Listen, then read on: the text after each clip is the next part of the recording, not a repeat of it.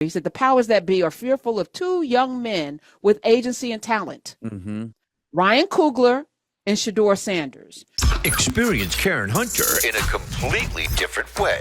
Karen Hunter is awesome. The podcast. If you like me on SiriusXM Urban View Channel 126, you're going to love me. And Karen Hunter is awesome. Hey, this is Karen Hunter, host of The Karen Hunter Show on SiriusXM's Urban View. Karen Hunter is Awesome is an actual podcast to bring heat and energy and knowledge and power. A 1-2 punch that I don't think you get anyplace else. Tell the truth. Check out the podcast wherever you get your podcast. You will not be disappointed. We talked a little bit about Shedeur Sanders being humbled. I think it was a humbling, Cena. I think they wanted to humble him, but I think they also used him for ratings because apparently they had some of the highest ratings days 2 and 3.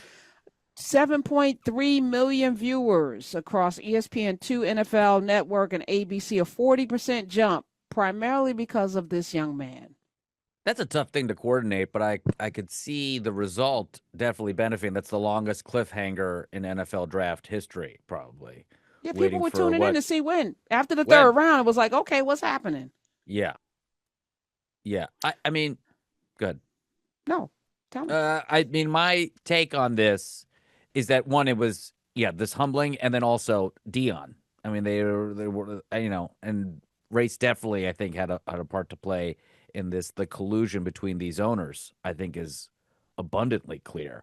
How do you not collude? How do you not look at this guy and see the way he throws and see the way he performs and not think that he's honestly, for me, I mean, I've been watching football since I was a kid. He looks like Tom Brady. He throws like Tom Brady. Well, I mean, Tom Brady sponsored him as well. I mean, he had an NIL deal with Tom Brady. He's one of his coaches off the field. One of the friends of Dion. What's wild is that the Colorado Buffaloes had more wide receivers in the draft than any other college team. Yeah. And someone said, "Well, who was throwing to them? Like, how do you draft all of these wide receivers and you don't put that together?" So that's for everybody saying Shedeur is trash and he's not talented. Eight players from Colorado were drafted: Shedeur, LaJohntay Wester, Cameron Craig, Jimmy Horn Jr., Shiloh, his brother, Sanders, Will Shepard, B.J. Green the second, and of course Travis Hunter, who went in the first round. All drafted from this team, and the most wide receivers of any college team. Clearly, they were saying something. Yeah, and I think even if you wanted to play like the intellectual game of like taking race completely out of this situation, not every team is going to need a quarterback, right? So you reduce the number of teams that need quarterbacks in the draft by a certain amount. Those guys, those scouts, those people that are the talent scouts, they're going to talk to each other. I think this is more a problem of how the NFL operates as its own socialist, frankly, organization, and that they're able to collude with each other and do whatever they want. I think that's the biggest problem that I see here. If they could do this in a draft, which is still boggles my mind, what else can they do? Well, I mean, we saw what happened with Colin Kaepernick, and it's not the problem with talking about race as it relates to this is that the nuance of race, they don't have a problem with black people. 70% of the league is black. The number one pick was black. I mean, they don't have a problem with blacks. Right.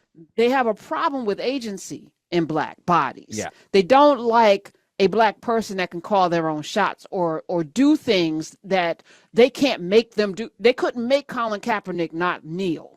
Yeah. And it was catching. Other players started kneeling. So we have to set an example, and Shedeur is coming in with more NIL money and all of the flash and the brashness, the cockiness that you actually want in your football player, but you don't want him to have so much agency that he's telling you what to do, that he's dictating where he gets to go. And he and his dad were very vocal about that. But truthfully, this is, I think, the shift that we're seeing even in the workplace. All of this pushing people back into the office is a power play. We have seen that people work better from home. They don't want you working better. They want you under their thumb and under their control. And the only way they can do that and control the business base in the cities is to force people back into the office. You're not getting more productivity. As a matter of fact, you're getting less. But that's not the game. The game in America is control and domination, and you want people to be at your mercy. So even some of these very high-paid people, whether we're talking about media or the sport ring, except for the NBA, they have agency.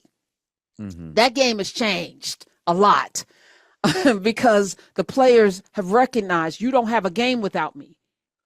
And that's a problem for people who only make their money off of other people's talents. So you think about the owners and their billions and billions of dollars that they make, and sure, they pay the players millions, but they don't have any control or ownership or agency. And, we're not even going to get into CTEs or whatever, but what does Jerry Jones, can Jerry Jones throw a ball? Can he run a ball? Can he block? He can't do any of the things, but he can sit with his cigar in his owner's box and preside over the plantation like Big Daddy.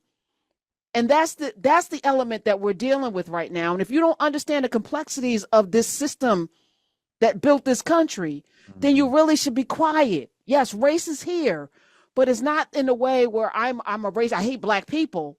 No, I want to be able to control black bodies. And this Shiloh Sanders is not controllable, primarily because of his dad, primarily because of the way in which they move in the world. And yet he doesn't need your money. He's already a multimillionaire. So if you're going to put him on your team, he's going to be a problem for you. If it's a problem to have somebody talented that also behaves the way he behaves, which his dad did, by the way, and you won championships with him. 866-801-8255. Wendell Pierce, the great Wendell Pierce, had something to say on the heels of Shiloh's. I want to say it was they wanted to set an example. Shedeur, I'm sorry, Shiloh. Shiloh also was out there. It was pretty fun watching him. I'm trying to find. Yeah. Oh my God! And the way they dealt with the adversity, they didn't pout. God, so funny. They didn't stomp around. They made it into like, oh my God, I can't believe you. If they're doing this to you, what they go? Shiloh said, what are they gonna do to me? Like, it was so heartwarming to watch how they rallied together as a family, but also, treated it like it was nothing. Which also I think made a lot of people mad. You won't stop them because when they get on the field, you will see, and then this was their shot to try to send a message, and it's not going to work. Yes. Well, Wendell Pierce, who I absolutely love, and you can watch him in Elsbeth, but he's, this guy, Treme, The Wire, but he's also somebody that wanted to start a grocery store in his hometown, and got a lot of pushback. He's also been out in them streets, and he's, he uses his platform to say some things. So here's what he said on Twitter. He said, the powers that be are fearful of two young men with agency and talent. Mm-hmm. Ryan Coogler and Shedeur Sanders. Ryan Coogler's deal, where he regains ownership of his movie after 25 years, has caused the media to prophesy the end of the Hollywood studio system. Shedeur Sanders epitomizes the NIL system in college football, where the athletes are empowered to reap benefits from the multi-billion-dollar industry they participate in.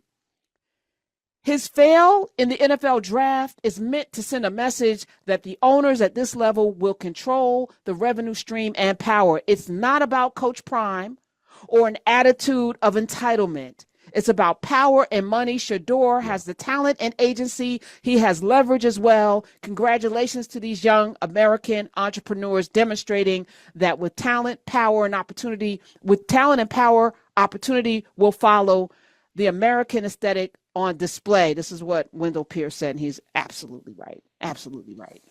Experience Karen Hunter in a completely different way. Karen Hunter is awesome. The podcast. If you like me on SiriusXM Urban View Channel 126, you're going to love me in Karen Hunter is Awesome. Hey, this is Karen Hunter, host of The Karen Hunter Show on SiriusXM's Urban View. Karen Hunter is Awesome is an actual podcast to bring heat and energy and knowledge and power, a 1-2 punch that I don't think you get anyplace else. Tell the truth. Check out the podcast wherever you get your podcast. You will not be disappointed.